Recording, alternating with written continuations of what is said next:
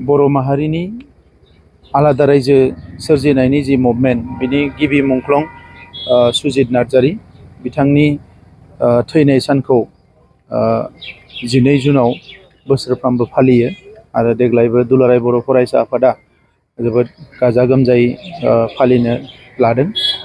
जोङो सासे बर' माहारिनि बर' फिसा हिसाबै आरो बर' माहारिखौ बयबो जोङो मोजां मोनो।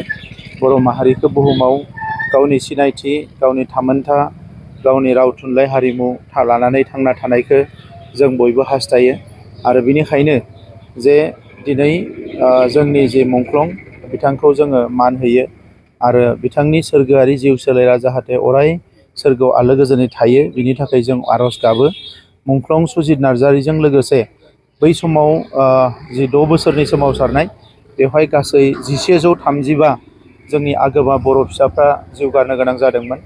दा बिथांमोनखौबो जोङो दिनैनि सानावनो आर'ज गाबो बिथांमोनाबो जाहाथे सोरगोआव आलो गोजोनै थानो हायो आरो मुंख्लं सुजित नार्जारीजों लोगोसे जोंनि गासैबो मुंख्लंफोरनि न'खरा जाहाथे आलो गोजोनै थानो हायो बिनि थाखायबो मोजाङै थानो हायो।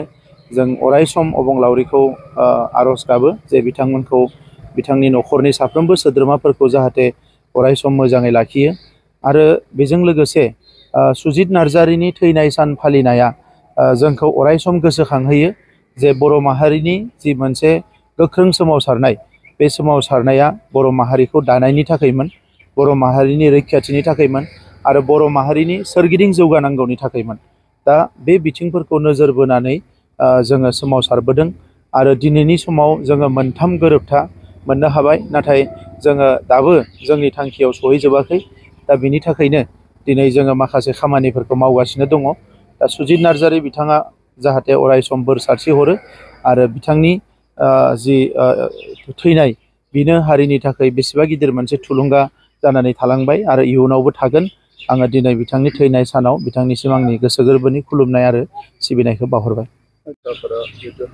BTRनि दफाफोरखौ मावफुंनांगौनि सायाव सावरायदों।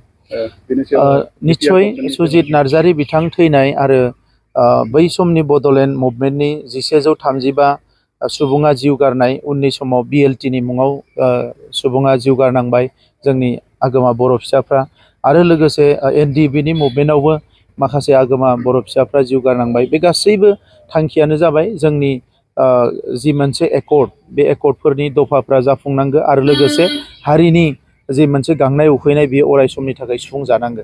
दा बेनि थाखायनो नैबे समाव जोंबो गोख्रोङै खामानि मावगासिनो दङ आरो इयुनावबो मावलांबाय थागोन।